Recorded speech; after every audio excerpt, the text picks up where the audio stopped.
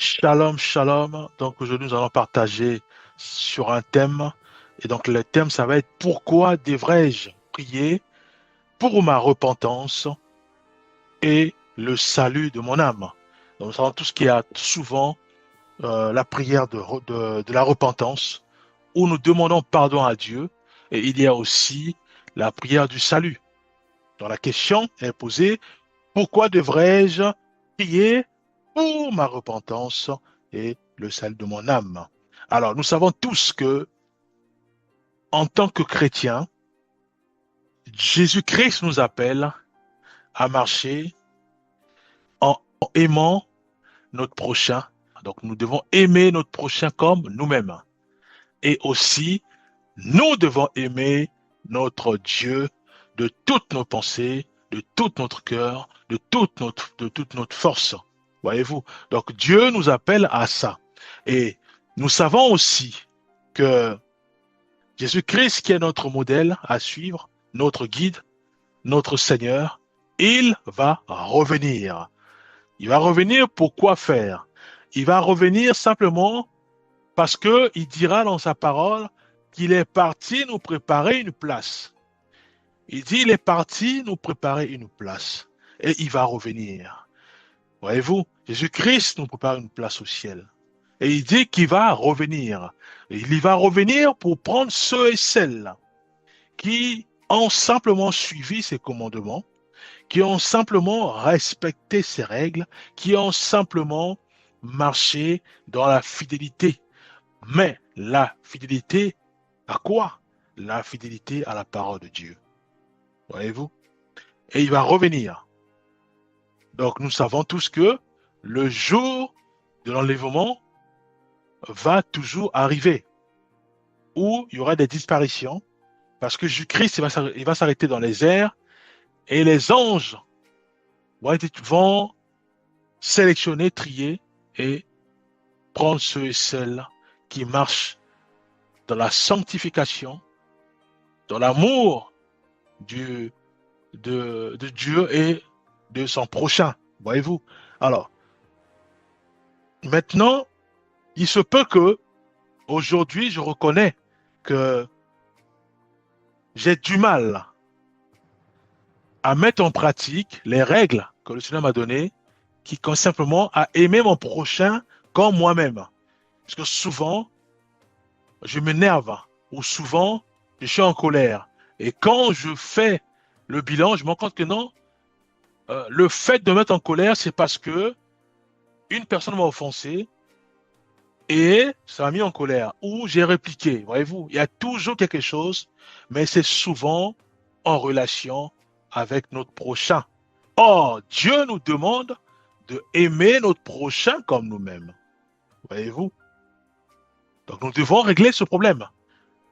Il est absolument important que je reconnais que j'ai un problème avec ce commandement. Parce que dès que je sors, j'ai toujours quelque chose à dire envers mon prochain. Ça peut être un autre usager, une autre personne qui conduit la voiture, ça peut être euh, mes voisins, ça peut être mes parents, voyez-vous. Donc, le prochain, c'est tout le monde, voyez-vous. Alors, je reconnais que j'ai un problème avec l'amour du prochain. J'ai un problème d'aimer mon prochain comme moi-même, puisque moi-même, euh, ça veut dire que c'est parfait, voyez-vous. Si j'aime mon prochain comme moi-même, il n'y a plus les guerres. Si j'aime mon prochain comme moi-même, il n'y a plus les vols. Si j'aime mon prochain comme moi-même, il n'y a plus d'adultère. Voyez-vous? Parce que ce que je ne veux pas qu'on puisse me le faire, je ne le ferai jamais à l'autre. L'autre qui est mon prochain. Alors, je reconnais que j'ai ce problème avec mon prochain, puisque soit je me bagarre souvent, ou soit j'ai tué des gros mots que je lâche à l'encontre ou envers mon prochain. Voyez-vous? À ce moment-là, Dieu nous demande de passer par la prière de la repentance. La repentance signifie simplement que je reconnais que j'ai un problème sur ce volet. Après le volet, ça touche beaucoup de points. Le volet de l'amour de mon prochain. Ça touche beaucoup des points. Voyez-vous, ça peut être de la haine, des jalousies, de l'envie. Voyez-vous, l'envie à qui? À mon prochain. Voyez-vous. Or, Dieu m'appelle à moi. Dieu m'appelle à aimer mon prochain comme moi-même. Voyez-vous. Donc, je dois absolument travailler pour que dans mon cœur, qu'il y ait la joie envers mon prochain, qu'il y ait l'amour envers mon prochain. Voyez-vous, malgré ce qui peut poser comme acte. Je dois traiter cela. Prier pour que Dieu m'aide à aimer mon prochain comme moi-même. Le bon comme le mauvais, je dois l'aimer. Voyez-vous, puisque la Bible dit que Dieu fait pleuvoir sur les bons comme sur les mauvais. Voyez-vous l'image, le modèle parfait. Donc je reconnais que j'ai un problème avec mon prochain, parce que soit on m'envoie par mon père ou ma mère de faire quelque chose, je boude. Ça veut dire que j'ai un problème avec mon prochain, puisque je boude. Voyez-vous, oh, Dieu m'appelle d'aimer mon prochain comme moi-même. On m'envoie, je boude. Donc il y a un problème. Et Dieu maintenant me dit à moi, quand c'est comme ça, je dois absolument faire la prière de la repentance. Donc reconnais mes faiblesses, reconnais mes défauts et prier à Dieu pour qu'il m'aide à ne plus recommencer, à ne plus retomber en faisant le mal à mon prochain. Voyez-vous, c'est ça le but de la repentance. C'est ça le but de la repentance. Nous prions pour que Dieu nous pardonne afin que nous ne puissions plus jamais retomber dans l'adultère, retomber dans le vol, retomber dans les gros mots, retomber dans la pornographie, retomber dans la masturbation, retomber dans les chamailles, dans les insultes. Voyez-vous, je crie au Seigneur de me pardonner parce que j'ai offensé mon prochain. J'ai offensé mon prochain. Voyez-vous, je dois crier à Dieu pour qu'il me pardonne et qu'il m'aide à ne plus le faire. Voyez-vous? Donc, la prière de la repentance, elle est capitale. En faisant ainsi, Dieu dit que lui, il aime le pécheur, mais il n'aime pas le péché. Il aime le pécheur. Voyez-vous? Donc, je suis un pécheur parce que soit j'ai volé, parce que soit je me suis mal comporté, parce que soit je sors de la prison. Je suis un pécheur parce que j'ai fait des actes. Voyez-vous? Dieu dit qu'il m'aime moi qui suis pécheur. Mais il n'aime pas le péché. Alors, ça veut dire quoi? Ça veut dire que comme il n'aime pas le péché, il m'aime moi, je dois tout faire pour ne pas faire en sorte que le péché réside dans mon cœur. En quoi faisant? C'est par la prière de la repentance, bien aimé. Qu'est-ce que le contenu dit quoi?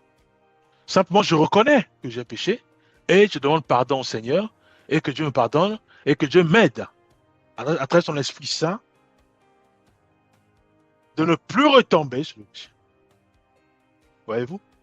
C'est juste ça. Alors, prenons simplement Acte 3, verset 19. Il est dit, repentez-vous donc et convertissez-vous pour que vos péchés soient effacés, afin que des temps de rafraîchissement viennent de la part de Dieu. Donc, il nous demande à nous d'abord de nous repentir. Et ensuite, il dit, convertissez-vous. Ça veut dire quoi? Ça veut tout simplement dire de prendre un autre chemin, de changer le mode de vie. Donc, c'est que moi, je suis par exemple un drogué ou un alcoolique. Je demande pardon au Seigneur parce que je fais mal à mon corps. Et dans 1 année, 2 ans, 3 ans, 10 ans, peut-être que c'est le cancer. Donc, j'ai tué mon corps à petit feu. Donc, pour cela, je demande pardon au Seigneur pour que Dieu me pardonne parce que je suis drogué, parce que je suis alcoolique. Voyez-vous, je demande pardon au Seigneur. Et maintenant, Dieu dit, il dit ensuite, et convertissez-vous. Donc, ça veut dire que je dois maintenant renoncer à ce péché. C'est ça, convertir. Je renonce à ce péché. Donc, ça veut dire que je change de vie. Ma vie, elle est maintenant devenue nouvelle, puisqu'elle ne se repose plus sur l'alcool ou sur la drogue, mais elle se repose maintenant sur une nouvelle vie. Voyez-vous? Et à ce moment-là, Dieu dit, pour que vos péchés soient effacés. Voyez-vous? Prenons Ézéchiel 18, verset 30. Il est dit, c'est pourquoi je vous jugerai chacun selon ses voies, maison d'Israël. Dit le Seigneur, l'Éternel, revenez et détournez-vous. Voilà, il dit, revenez et détournez-vous de toutes vos transgressions, afin que l'iniquité ne cause pas votre ruine. Prenons Luc 15, verset 7. De même, je vous le dis, il y aura il y aura plus de joie dans le ciel pour un seul pécheur qui se repent que pour 99 justes qui n'ont pas besoin de repentance. Voyez-vous? Donc la repentance, elle est capitale. Elle est capitale pourquoi? Parce que je reconnais que je fais mal à mon prochain. Je reconnais que je fais mal à mon Dieu. À ce moment-là, je veux changer. Je ne veux plus faire du mal à mon épouse, faire du tort à mon épouse, à mon époux, à mes enfants. Vous voyez, ce sont les prochains. À mon entourage, à mes voisins, à mes copines ou mes copains, mes amis de l'école. Voyez-vous? Donc, je veux changer. Je veux changer. À ce moment-là, ça passe par la repentance. Seigneur, pardonne-moi. Je reconnais que vraiment, je suis très, très, très, très dur. Pardonne-moi. Aide-moi à ne plus le faire. C'est ça qu'on va dire. Donc, je reconnais et je renonce à ça. 2 Chroniques 7, verset 14. Si mon peuple, sur qui est invoqué mon nom, s'humilie, prie, cherche ma face et se détourne de ses mauvaises voies, je l'exaucerai des cieux. Je lui pardonnerai son péché et je guérirai son pays. Voyez-vous, donc il a l'humilité, le pardon, et Dieu dit, cherche sa face et se détourne de ses mauvaises voies. Voyez-vous, donc l'idée, c'est, certes, il y a le pardon, certes, il y a l'humilité, c'est le pardon, mais le but, c'est de se détourner, de ne plus le faire, de ne plus se masturber, de ne plus suivre les films pornographiques, de ne plus faire du tort à mon épouse ou à mon époux, de ne plus parler durement à mes enfants ou à mes amis, de ne plus, voyez-vous, je renonce à le faire. Dieu dit que je veux lui pardonner, je vais pardonner son péché du cieux et aussi je vais guérir non seulement sa maison, mais son pays. Voyez-vous? Prenons Proverbe 28, verset 3. C'est 13, très important. Proverbe 28, verset 13 que nous connaissons tous. Il dit, celui qui cache ses transgressions ne prospère point, mais celui qui les avoue et les délaisse obtient miséricorde. Voyez-vous? Donc, je reconnais que je suis impudique. C'est quoi impudique? Simplement, celui-là ou celle-là qui aime tomber souvent dans la fornication, l'adultère. Il aime souvent, qu'on appelle ça, marcher dans l'infidélité, hein, pour son partenaire. Voyez-vous? Donc, être impudique, c'est celui-là qui aime l'impudicité. Donc, je reconnais, et Dieu me dit à moi, celui qui cache ses transgressions ne prospère point. Voyez-vous? Donc, ça veut dire que je dois, après il est dit, mais celui qui les avoue et les délaisse obtient miséricorde. Donc, j'avoue et je les abandonne. À ce moment-là, Dieu me pardonne. Si j'avoue et que je ne laisse pas, ça va être compliqué. Je dois d'abord avouer, donc reconnaître mon péché, et aussi je dois les abandonner. Voyez-vous, c'est très important. À ce moment-là, Dieu me pardonne.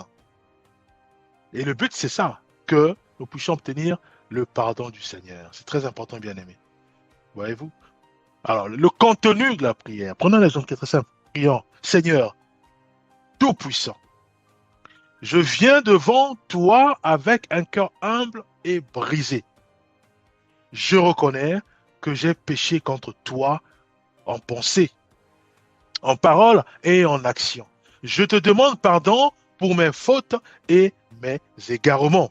Purifie-moi par ton sang précieux et renouvelle mon cœur. Aide-moi à me détourner du mal et à marcher selon ta voie ou selon ta volonté.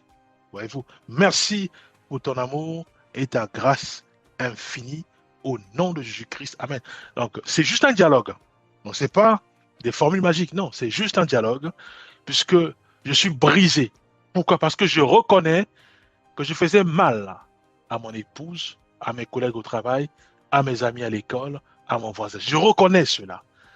Les saints de Dieu me rappellent, voyez, me convainc de ce péché. Je reconnais, je suis brisé.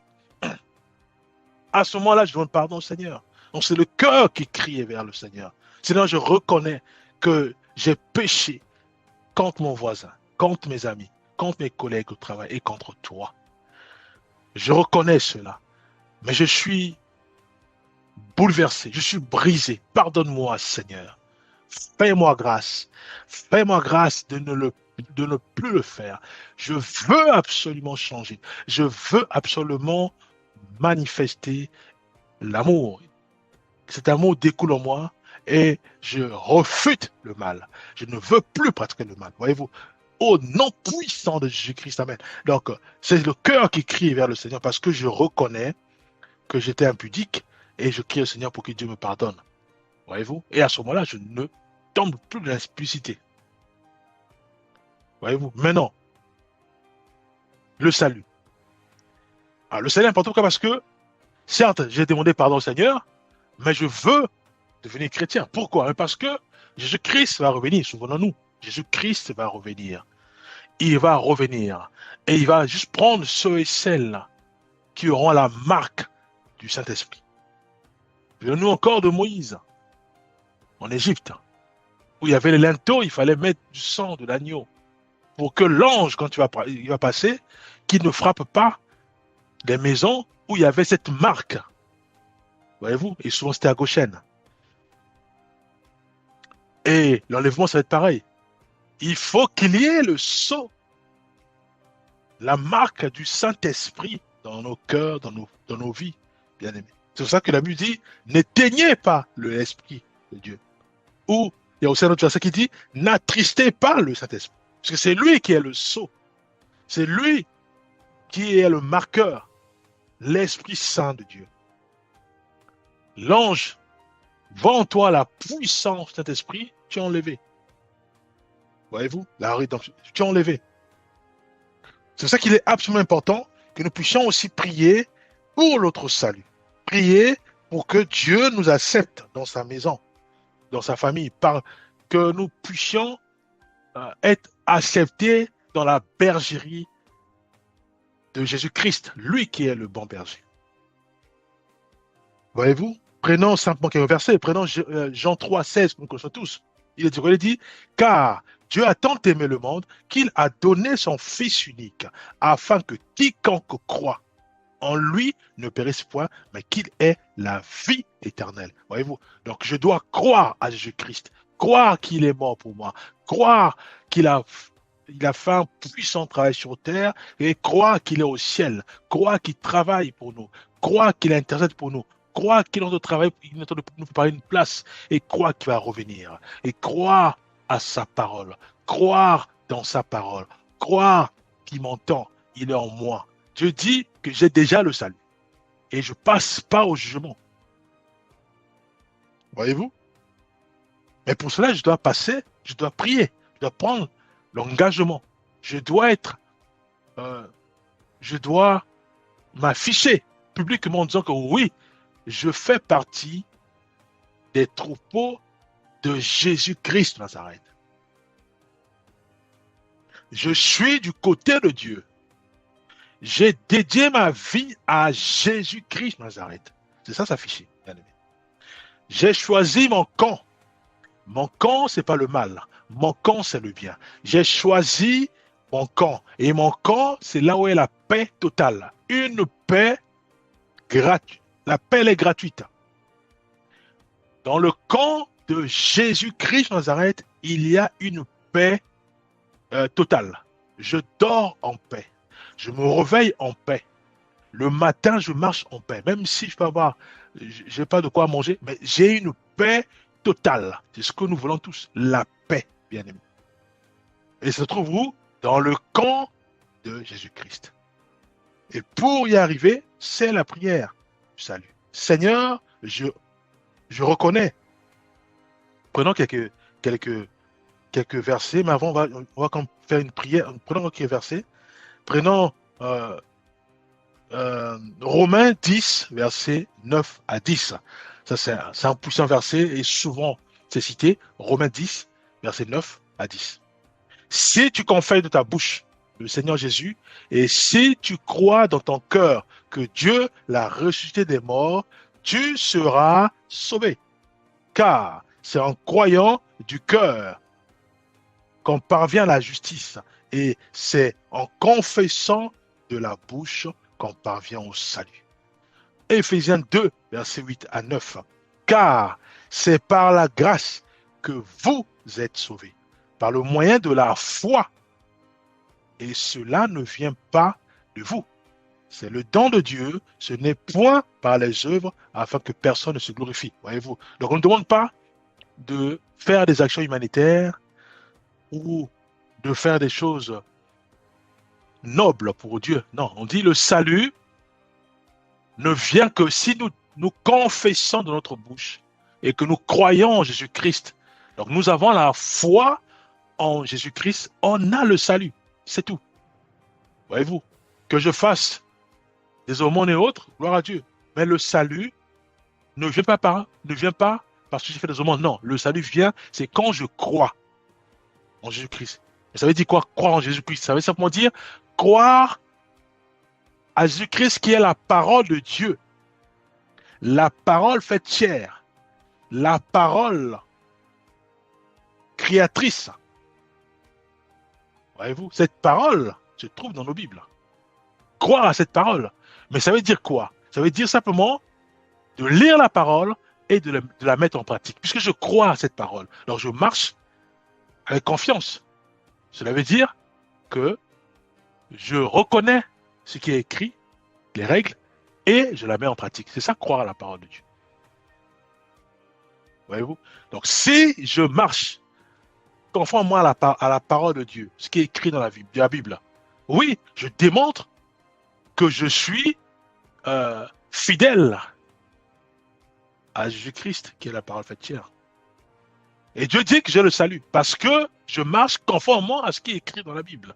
Tu ne voles pas, je ne vole pas. N'insulte pas, n'incite pas. C'est ça. Donc je suis fidèle. Je marche dans l'intégrité. C'est ça l'intégrité.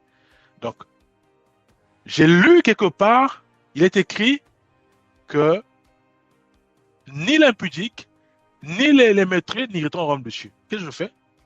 Je décide de ne plus être impudique et je décide de ne plus être meurtrier. Voyez-vous? Parce que je veux absolument hériter le royaume de Dieu. C'est ça, croire la parole. Et c'est ça, croire à Jésus-Christ.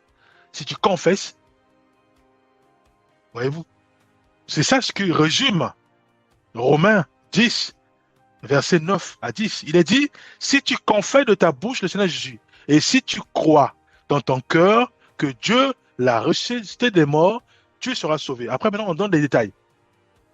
Car c'est en croyant du cœur, qu'on parvient à la justice. C'est quoi la justice? Mais mettre en pratique la parole de Dieu, bien aimé. Marcher conformément à la parole de Dieu, c'est ça la justice.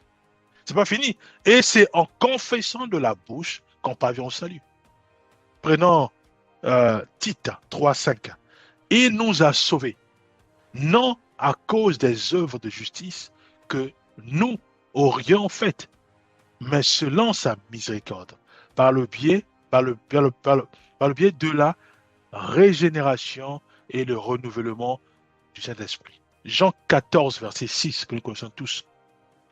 Jésus lui dit, si je suis le, il dit, Jésus lui dit, je suis le chemin, la vérité et la vie. Nul ne vient au Père que par moi, que par moi. C'est Jésus-Christ qui le dit, bien aimé. Donc, laissons les saints à côté, laissons toutes ces personnes-là à côté. La Bible dit que seul Jésus-Christ est la porte qui nous emmène vers le Père. Il dit, nul ne vient au Père que par moi. Le Père, c'est où? C'est le paradis. Le Père, c'est au ciel. Donc nous devons passer par Jésus-Christ. Mais c'est qui Jésus-Christ? Mais c'est la parole de Dieu, la parole faite chair. Mais c'est quoi en gros? Ça veut simplement dire marcher conformément à ce qui est écrit dans la Bible. Et à ce moment-là, puisque nous marchons sur la base de ce que nous méditons chaque jour, Dieu nous agrée. La puissance du Saint-Esprit inonde puissamment nos vies. Ce sceau de Dieu est en nous. L'Esprit de Dieu, l'Esprit de vérité est en nous, bien aimé. Il n'y a pas d'effort à faire, il n'y a rien à faire, on a le salut. Voyez-vous? Donc, absolument important que nous puissions passer aussi par la prière du salut, parce que c'est là où on reconnaît que Jésus-Christ est notre modèle, est notre guide, est notre Dieu. C'est lui seul qui nous coordonne et il nous a légué les règles. Voyez-vous, Seigneur Jésus, je reconnais que je suis un pécheur et que j'ai besoin de ton pardon. Je crois que tu es mort sur la croix pour mes péchés et que tu es ressuscité pour me donner la vie éternelle. Aujourd'hui, je t'ouvre mon cœur et je t'accepte comme mon Seigneur et mon Sauveur personnel. Transforme-moi, guide-moi et aide-moi à vivre selon ta parole. Merci pour ton amour et ton salut. Au nom puissant de Jésus-Christ. Amen. Voyez-vous, il y en a plein. C'est le cœur, bien aimé. Le cœur qui doit crier vers le Seigneur. Le cœur qui doit crier vers le Seigneur. Je reconnais que tu as fait un puissant travail sur terre. Je reconnais que tu es la parole de Dieu, faite chair, venue sur terre, accomplissant la volonté parfaite de Dieu, et tu es reparti vers le Créateur. Un chemin nous est frayé, nous est légué. C'est comme nous sommes dans l'obscurité, la lumière quitte le ciel, descend sur terre, cette lumière est restée. La lumière repart au ciel. Et cette lumière, elle est restée. Alors nous voyons dans l'obscurité une trace de la lumière qui quitte le ciel, qui descend vers la terre. Et elle est restée, cette trace. Mais qu'est-ce que nous faisons? Nous convergeons vers cette lumière pour repartir vers le ciel. Et cette lumière, c'est Jésus-Christ. Voyez-vous? C'est la parole de Jean 14, 6 qui dit « Nul ne vient au Père que par moi ». Alors cette lumière-là, bien-aimé, cette parole, bien-aimé, que nous devons la saisir, la ruminer, nous laver dans cette parole. Parce que c'est la lumière-là que nous avons besoin de ça pour suivre le chemin et repartir vers le Créateur. Prions. Père Céleste, toi, notre Seigneur et notre guide, notre Maître, ô Éternel des armées, tu es le Dieu d'Abraham, d'Isaac et de Jacob. Ta parole déclare, Jésus-Christ dira, mon Père est en moi et moi je suis dans le Père. Et nous croyons, ô Éternel des armées, que toi et le Fils, vous êtes un. Aide-nous, Éternel des armées, à réaliser que sans toi, nous n'avons pas le salut. Aide-nous à nous accrocher à toi. Nous voulons réellement nous détourner de ce que nous faisons comme péché pour laisser le Saint-Esprit et la parole de Dieu nous façonner. Oui, nous voulons être façonnés par ta parole. Oui, nous voulons marcher conformément à ta parole. Au nom puissant de Jésus-Christ, nous avons ainsi prié. Amen.